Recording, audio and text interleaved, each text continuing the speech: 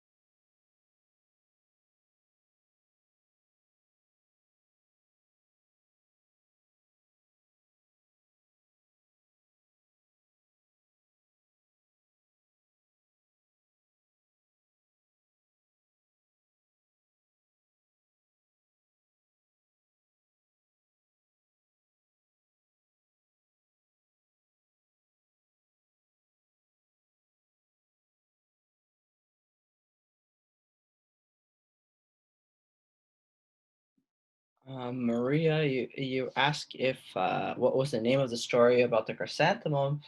I will try and find that for you. Okay, but give me 1 second. Okay.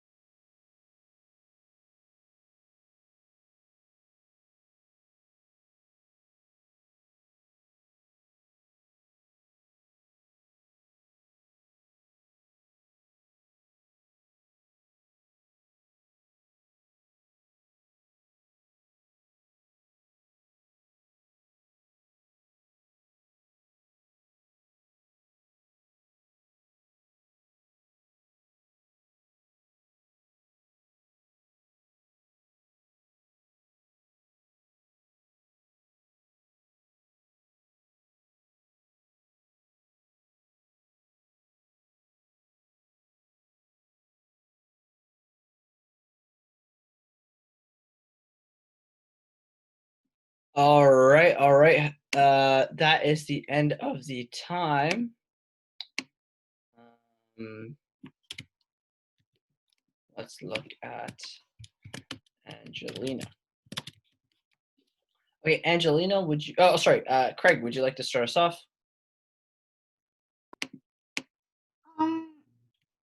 The I didn't. I accidentally submit that. So the second one's more correct. Yeah, And got it. I updated it just now. So, anyways, Craig, can you read yours?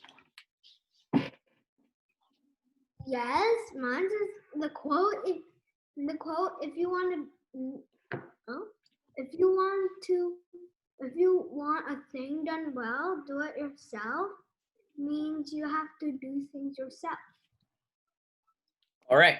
So just a space here means you have to do things yourself. Sure. Sure. You have to put a comma here.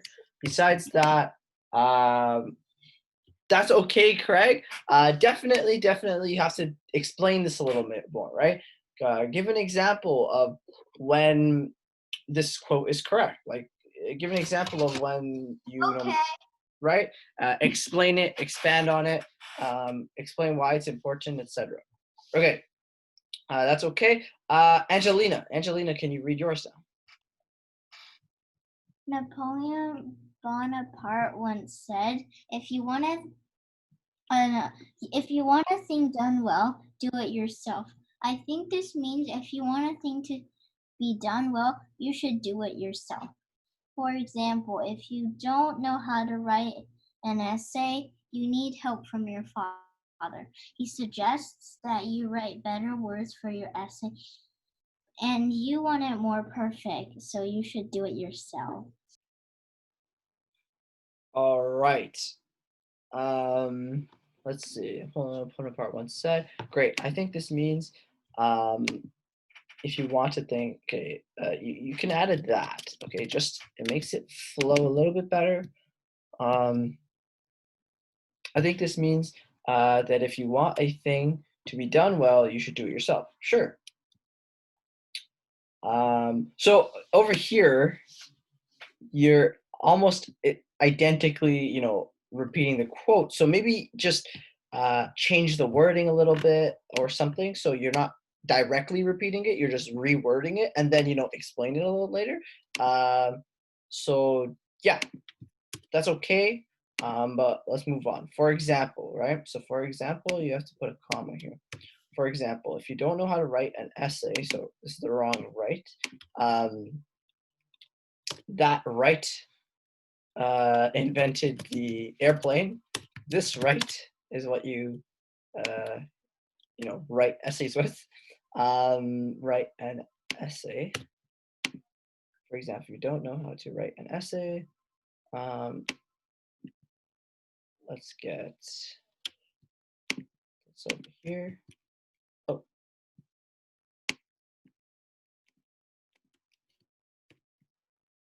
I'm going to put a comma there, lowercase this. If you don't know how to write an essay,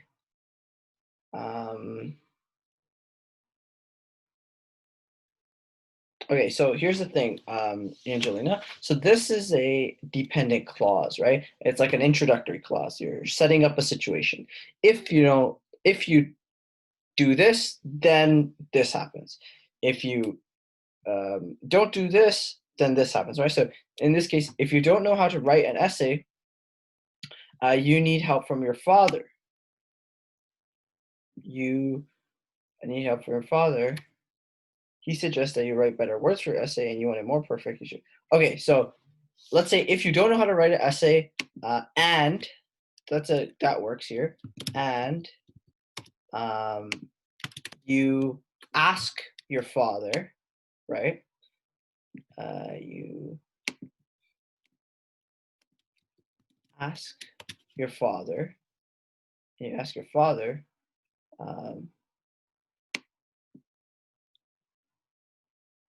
Okay, then we could say ask your father, but he suggests that you write again over here. Write better words for your essay. Instead of write, we could say maybe choose better words for your essay, right? Let's say choose. Choose better words for your essay, and you want it more perfect. Okay. You should do it yourself. Okay, I see what you're trying to say here. I see what you're trying to say. I feel like there is just a slightly easier way to say this, right? So, for example, if you don't know how to write an essay, oh, this is actually lowercase, and you ask help from your father, we could say, in this case, you could say, if you don't know how to write an essay and you ask help from your father, but then you can say he may. We'll leave yours as it is right now. I'm just going to show you another way to do the same thing. He may make changes that you do not want, right? You may want it to be better. The only way to accomplish this is by doing it yourself, right? So something like that. It's just a little more clear. But overall, the main message does come across with yours, Angelina. Overall, you still did a good job, and it was a good choice of an example. Essays are oftentimes, there's a lot of opinions in essays, and the only way to really the only way to write an essay the way you want is if you do it yourself, right? Okay, so that's the only. Audrey had technical difficulty, so she couldn't submit hers. Maria has not submitted hers. Maria asked, "Is the person who narrated the Gilray flower pot?" I'm not too sure, Maria. I'm not too sure about your question. Anyways, let's move on for a bit. Let's move on to the book of the day. Can I have a volunteer reader? Me. Okay. Too many me's. I'm gonna give it to the person who did not open their mic. So, Craig, would you like to read this one? Okay. The book of the day is running. It's all ghost wielding Castle Cranshaw has ever known, but never for a track team. Nope. His game has always been ball. But when Ghost impulsively challenges an elite sprinter to a race and wins, the Olympic medalist track coach sees he has something on crazy natural talent.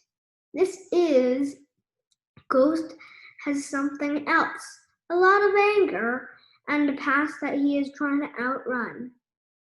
Can Ghost harness his raw talent for speed and meld with the team, or will his past finally catch up to him? All right. So, yeah, it's about a person who is a runner. Actually, it was not published in this time. I don't know where that number came from. I feel like I put it in, but came out in 2016. Anyways, it's about a runner. Can anyone tell me what impulsively means? Okay, I'm gonna choose Angelina.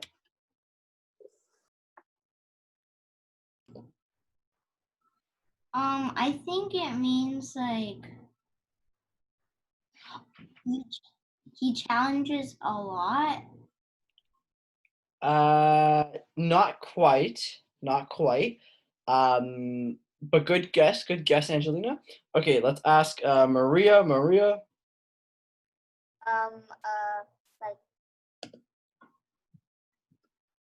not caring. Yes, that is correct, but there's still a more specific definition I'm looking for. Audrey, do you have an idea?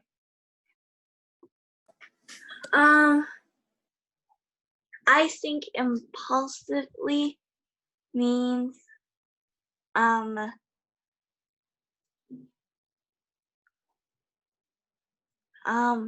there's no beat, No, what? something like that.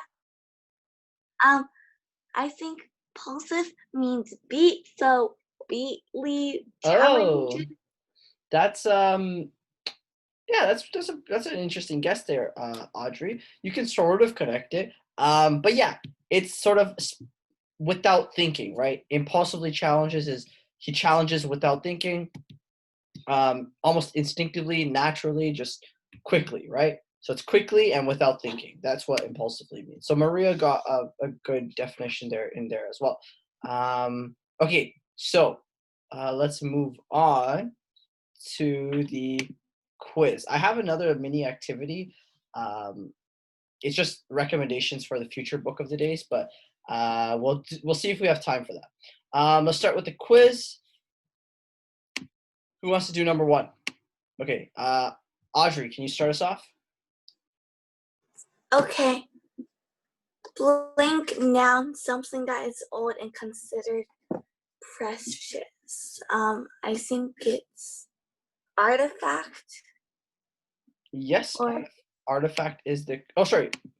Antique. Antique. Sorry, oh, we use I think antique. I got it confused with something else. That's okay. Artifact is still a very similar. Is a very similar word, but there's still minor differences, right? And differences in context. Okay, number 2. Can I get Maria? Maria, would you like to do number 2? Now, something that's considered rare, novel, bizarre, usually for decorative purposes. It's curio. Curio, yeah. Good stuff, Maria. This is a very unique name, if I might add. A unique word, if I might add. Like, I haven't really used it much. I think I've read it in a book once before or twice before, and then as I'm teaching this class, it comes up. Okay. Can I get Craig? Craig, can you do this one? Now, the science and technology of metals. Let me think. Okay, metallurgy or something. Metallurgy. Awesome. Okay, awesome. I don't know how to read it. Yeah, I will. I don't know if I'm not 100% sure if I'm pronouncing it 100% correctly either, but I will try and get that for you soon. Okay, next one. Angelina, can you do this one? Verb, to steer or to travel by water. Navigate. Navigate is the correct answer. All right, and on to the last one, question number 5. So this is part of the word. It's more so an idiom than it is a dictionary definition of verb. I'm gonna put maybe in brackets idiom. Okay, so can I get okay, Maria? Can you do this one? Verb, idiom to measure, clocked in. Sorry, what was that? Clocked in. Clocked in is correct. Good stuff there, Maria. All right, everyone, submit your scores. Angelina was sending me her answers as we went through the questions, so I know she got 5 out of 5 there. Maria, Audrey, Craig.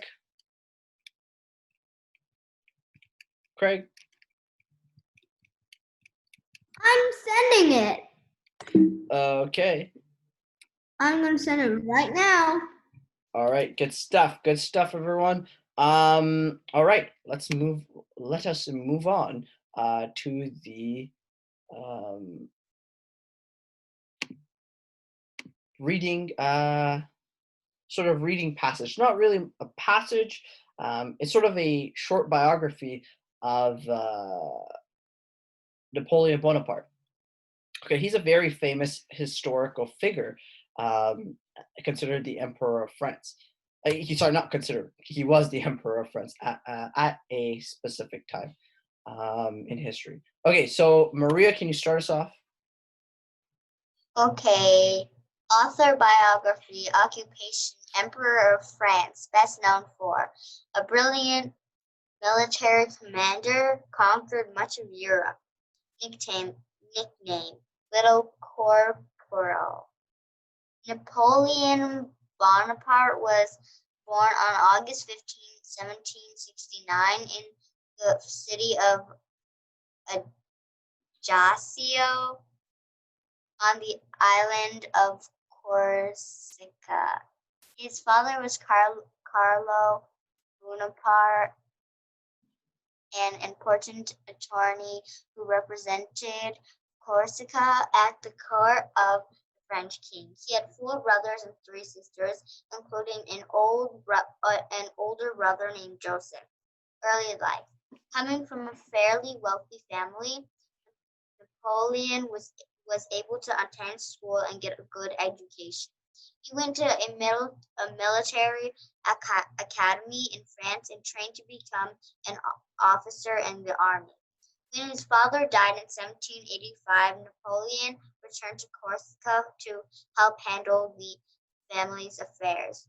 While in Corsica, Napoleon became involved with a local revolutionary named Pasquale Paoli. For a while, he helped Paoli in fighting against the French occupation of Corsica. However, he later changed sides and returned to France. French Revolution. While Napoleon was in Corsica, the French Revolution occurred in Paris, France. People revolted against the King of France and took control of the country. The royal family and many aristocrats were killed. All right. So, yeah, it's pretty much here. There's not much to explain. So actually, let's start with some of the red words. Actually, you know what?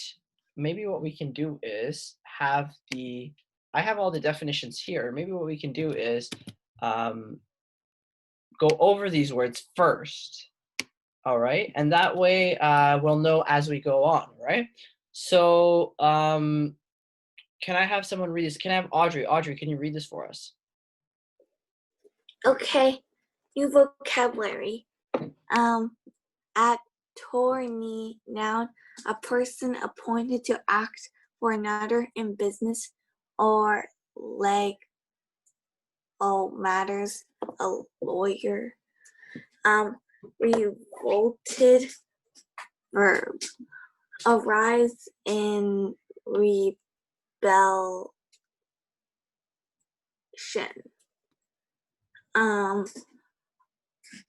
Art, it is autocrat.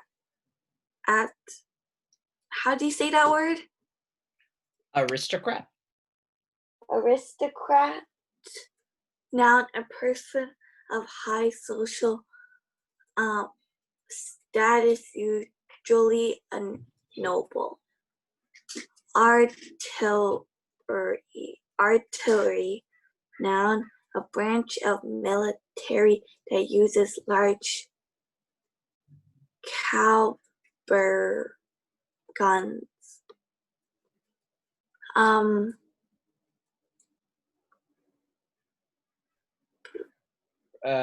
Brigadier.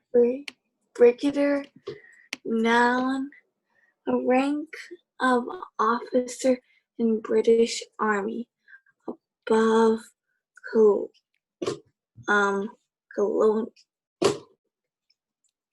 colonial and below major general.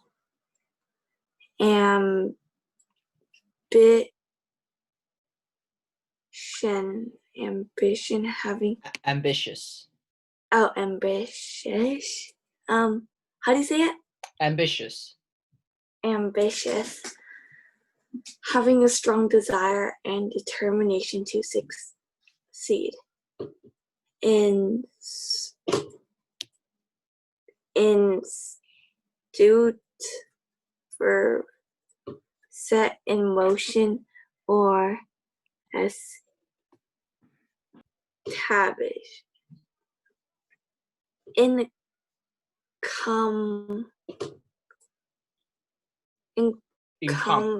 Incompetent. Incompetent.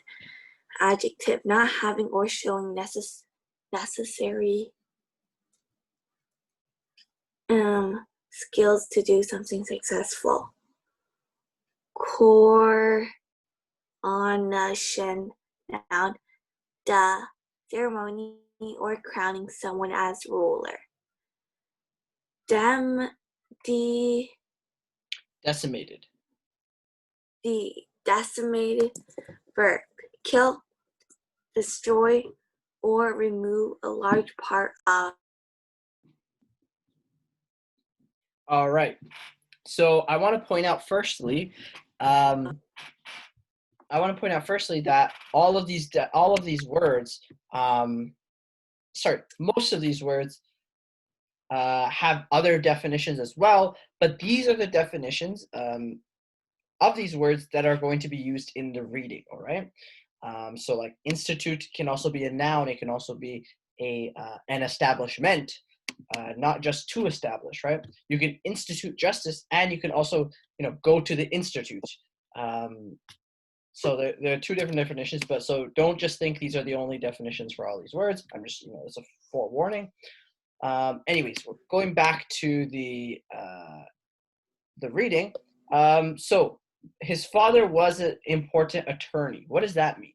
Anyone remember now? A person like who act for another business or something like that. It's basically a lawyer, right? An important lawyer, right? All right. Revolted. So the people revolted against the King of France. What does it mean to revolt? Can I have Maria has her hand up? Maria? I know. I don't know. Okay, Angelina, can you take over? Rise in rebellion. Yeah, they rebelled against the King of France, and the royal family and many aristocrats were killed. What are aristocrats? I know. Audrey? A person of high social status, usually noble. Yeah, so basically in those times they still had kings and queens and whatnot. When the people of France revolted against the king and took control of the country, so now the people own the country, not just random kings and queens. They also killed aristocrats, so also the noble people, the noble families, quote unquote, who benefited from the king and queen. They were also killed, and Why would they kill them? Well, they didn't really talk about why the people wanted to revolt against the king, but usually many reasons, right? Sometimes the kings can be greedy and not care about their people, and sometimes the people have to fight back, right? And yeah, so and how do they even pick a king or a queen? So I guess it's just picked a very long time ago, and then after that, every time they have a kid, the new kid becomes the new king, and they just keeps getting passed on like that, right? All right. So can I have Craig? Craig, can you read this one? Yes.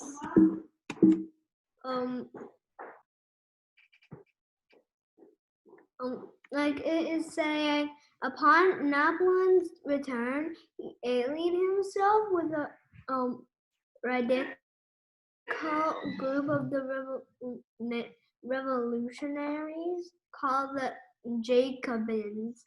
He received a position as the artillery commander at the siege of Toulon in 1793. The city of Toulon was occupied by British troops, and the British Navy had control over the port. Napoleon came up with a strategy that helped defeat the British and force them out of the port. His military leadership in the battle was recognized by the leader of France, and at the young age of 24, he was promoted to the position of brigadier general. In 1796, Napoleon was given command of the French army in Italy. When he arrived in Italy, he found the army to be poorly organized and lose to the Austrians. Napoleon, however, was an ambitious man and had a brilliant general.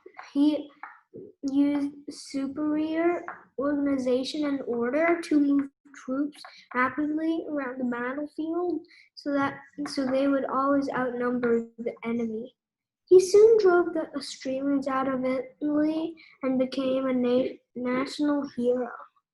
After leading a military expedition in Egypt, Napoleon returned to Paris in 1799. The political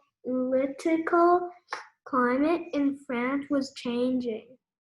The current government, called the Directory, was losing power.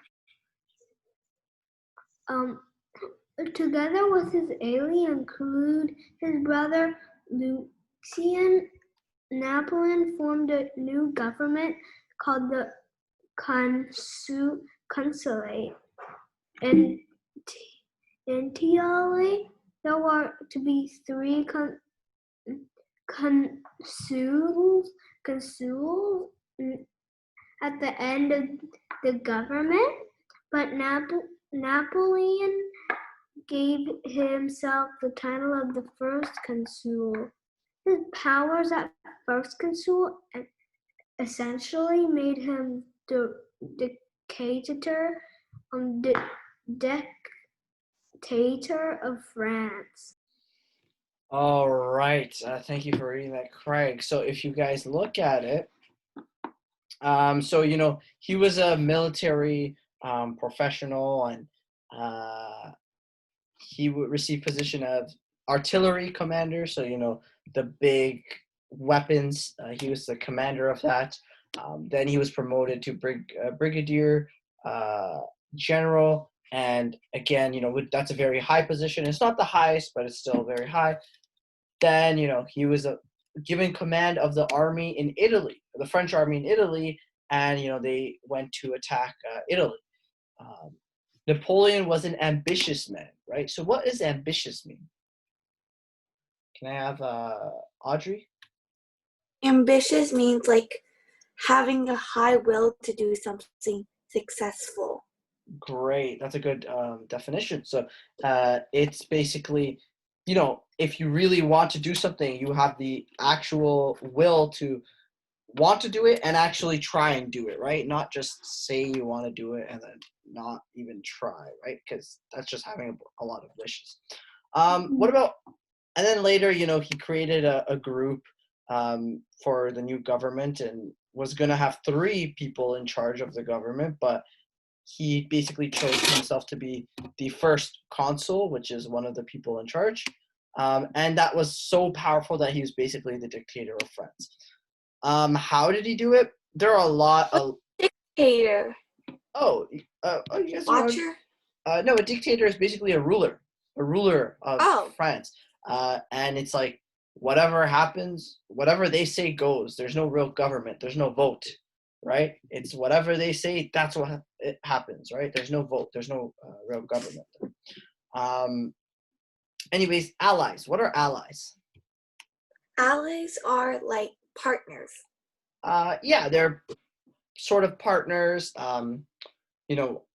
Yeah, they're partners. In wartime, allies are countries that, support you and you support them and you guys defend each other. Initially, what does initially mean? Can I have Maria? At first. Yeah, at first. So initially there were 3 consuls, etc. So at first there were 3 consuls. Great. We talked about that one. Okay, moving on. Can I have Angelina? Can you read this?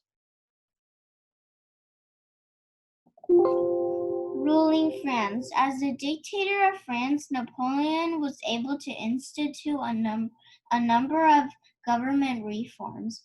One of these reforms was the famous Napoleonic Code. This code said that government positions would not be appointed based on a person's birth or religion, but on their qualifications and ability. This was a big change in the French government. Before the Napoleonic Code, high positions were given to aristocrats by the king in return for favors. This often led to incompetent people in important positions. Napoleon's power and control continued to grow with his reforms. In 1804, he was crowned the first Emperor of France. At the coronation, he did not allow the Pope to place the crown on his head, but instead crowned himself. All right. Let's look at this. So, yeah, he was able to, make a number of government reforms. So, change the government. Reform means to change, right? So, he made a few changes. So he made the Napoleonic Code, which said government positions would not be based on your birth or religion, but on your qualifications and ability, which is a big deal, right? If you go from having a king and queen who are just born into the power each time, and then you go to, okay, it doesn't matter what you are born. You can be born from, born in the poorest family, have the weirdest religion, and and whatnot. If you are able to do the job and you have the most experience, that will be the only things that count towards your position in the government, right? So that was actually a very, very good thing, right? So in this case, like before the code, high positions were given by kings in return for favors, right? So if you do the king a favor, he'll be like, oh, okay, fine, you can be the head of this side of the country, right? Stuff like that, and which led to a lot of incompetent people in important positions. Incompetent. What is that mean? Craig, do you know? No. No worries. Okay, Maria. Not skilled enough to do something successfully. Yeah. So remember, competent means you are able to do something. Incompetent means you are unable to do something. And at the coronation, which is basically, the coronation basically when you get the crown, right? He was crowned the first emperor of France, which is kind of opposite to the idea over here with his Napoleonic Code, but still, people still thought he was going to do some good stuff, so they allowed it. I have a question. What is your question, Audrey? What's the difference between a king and an emperor? There's really not much difference. In this case, though, the emperor is someone who rose to power, or took power, and then in the king's case, like before Napoleon, there was a king, right? He was born into power, right? Yeah. So maybe that might be the difference. All right. Maybe. Okay. So moving on. Who wants to read this one? Okay, Maria. I'm gonna get Maria to read this one, and then Audrey the next one, and then Angelina the next one. Okay. Author biography: Conquering Europe.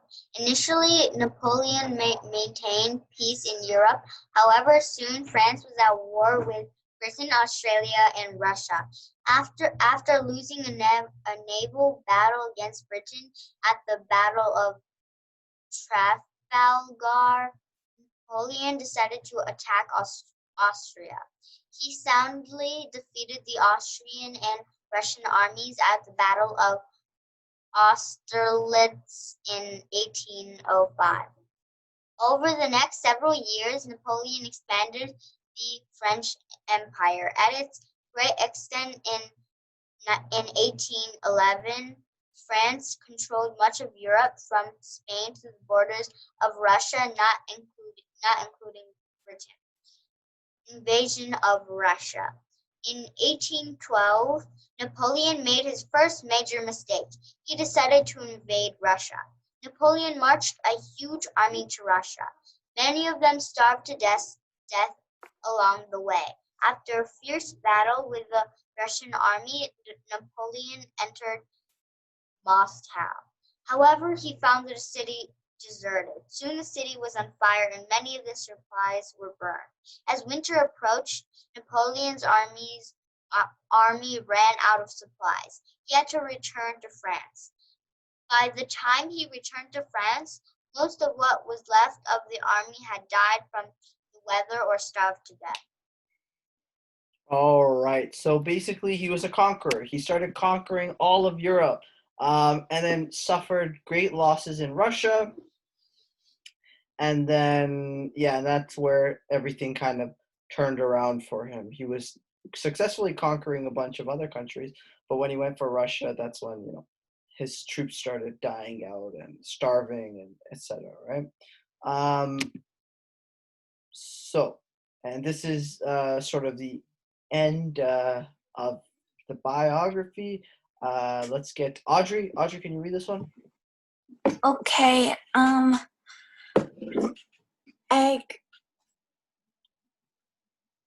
Exile. Isle on Elba. Mhm. With much of Napoleon's army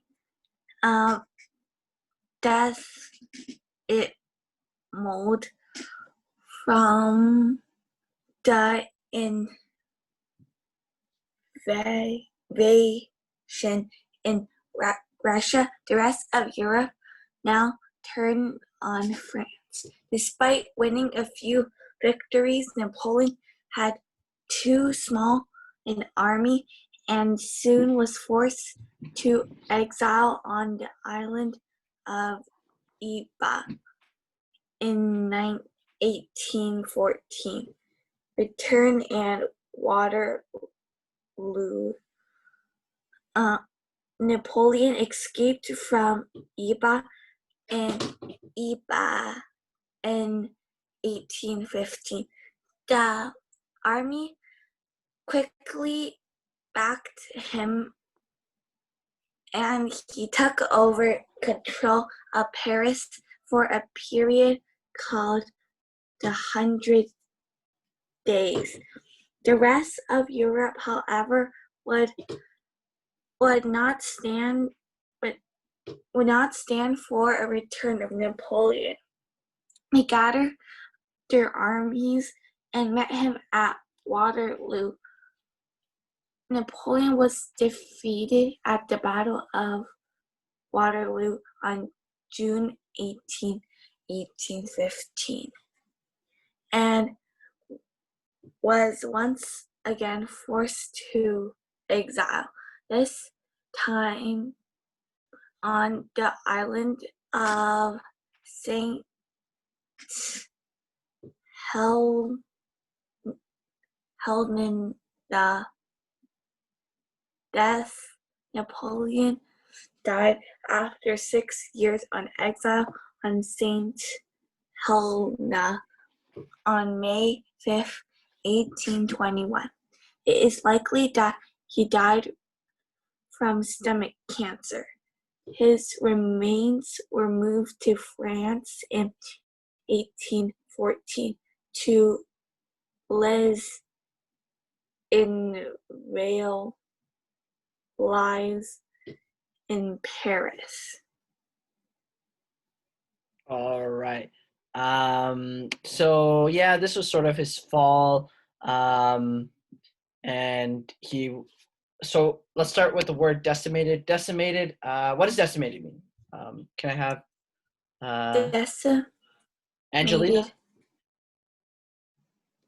I think it means fell. Killed or destroyed. Yeah, okay, yeah. It's more so like killed or destroyed in this case. Maria, stop spamming because when you do that, I have notifications and they start covering my screen. All right. Okay. The next one, I believe I asked Angelina to read. Interesting facts about Napoleon. Napoleon is famous for being fairly short, probably 5 feet 6 inches tall. However, he would have been average height during the time period that he lived. Today, when someone seems to be overcompensating for being short, they are said to have a Napoleon complex. His birth name was Napoleon D. Bonaparte. He changed the name to be more French when he moved to mainland France. He married his first wife, Josephine, in 1796. She became the first Empress of France, but he divorced her in 1810 and married Mary Louise of Austria. The famous composer Beethoven was going to dedicate his Third Symphony to Napoleon, but changed his mind after Napoleon crowned himself emperor. He wrote a romance novel called Clisson Egerny. All right. So, yeah, these are just some fun facts. Napoleon complex, has anyone ever heard of it? I guess probably not at your age, but it's a very common sort of idea that some people who are very short, mainly men, sometimes when they're very short, they sort of maybe feel insecure a little bit, and then they're very rude. And then oftentimes psychologists call it, a Napoleon complex. And then also people use it as sort of an insult now. Wait, so people who have a Napoleon complex means that they're rude and short? Yeah, sort of. Why would they be rude? I don't get it. So basically the idea is that because they are very short, they always feel that other people are taller than them, and they always feel bad because of that. And then so they're always trying to be rude or aggressive or violent to make up for that fact that they are short, right? It's just this sort of idea. It's also an insult now, and it's not only about being short. Sometimes it's just about being weak or something like that. It's very broad now. It's more of like an insult now. But anyways, okay, so we only have about 5 minutes left, right? So with the 5 minutes, I think what I want to do instead of doing a writing challenge is let's do a quick review over different points of view in literature, okay? I want to get this out of the way because it's been on my slides for a while, and Audrey also asked for it. So can I have Craig? Craig, can you read this for us?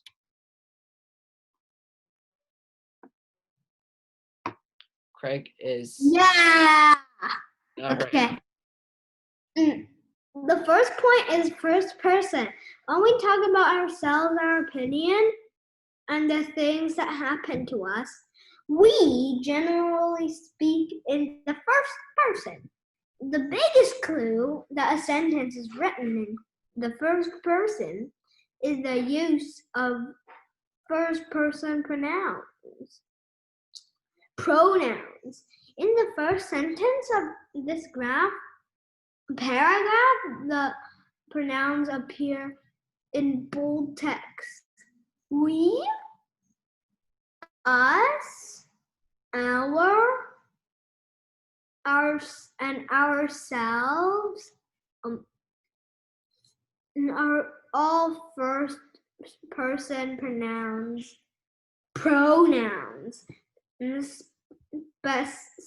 Specifically, there are plural first-person pronouns.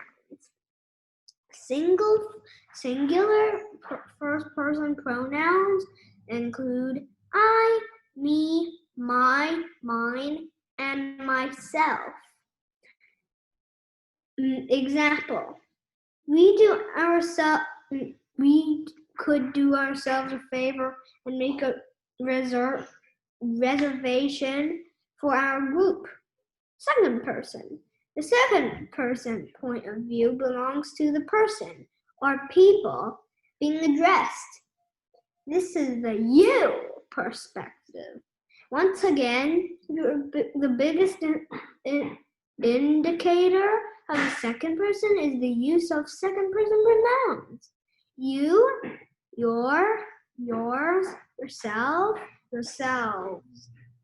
Example: you can wait here and you can wait in here and make yourself at home.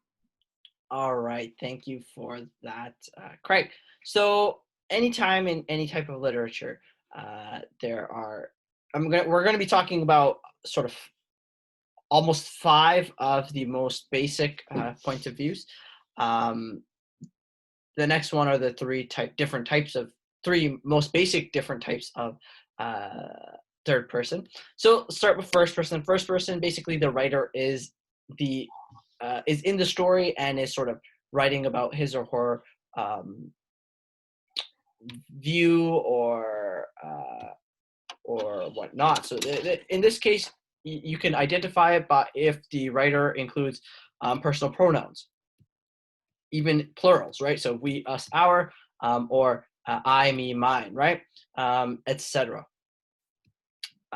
Okay, so second person, you don't often see this in sort of like books or like story books, right? You don't see it in fiction books, but you might see it in like self-help books or newspaper articles and whatnot, where they're sort of talking to the reader, right? They use you. They're saying, hey, you should, let's say you're reading a book about, reading an article about how you have to do exercise during coronavirus times. They'll say, hey, you should be doing 30 minutes. One way you can improve your physique during coronavirus is by doing yada, yada, yada, right? So the way you see that is if you see second person pronouns, you, yours, yourself, yourselves, etc., right? And then let's move on to the next slide. So, okay, Audrey really wants to read this one. So Audrey, you can go for it. Okay, different point of views in literature. The objective third person in which the narrator knows or reveals nothing about the character's internal thoughts, feelings, and motivations, but sticks to external facts of the story. John went to the street. John told Sam that he hates him. Sam said, I hate you too.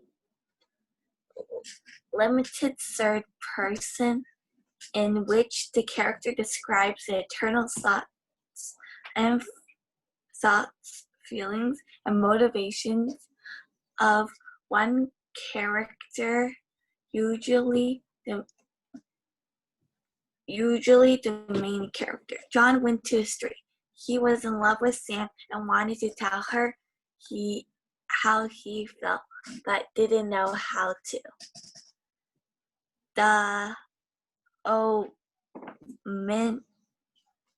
How do you pronounce that word? Omniscient. The omniscient third person in which the character knows and at least partially reveals the internal thoughts, feelings, and motivations of all the characters. John loves Sam. Sam loves him back. Unfortunately, John is afraid to tell Sam and told Sam that he hates her.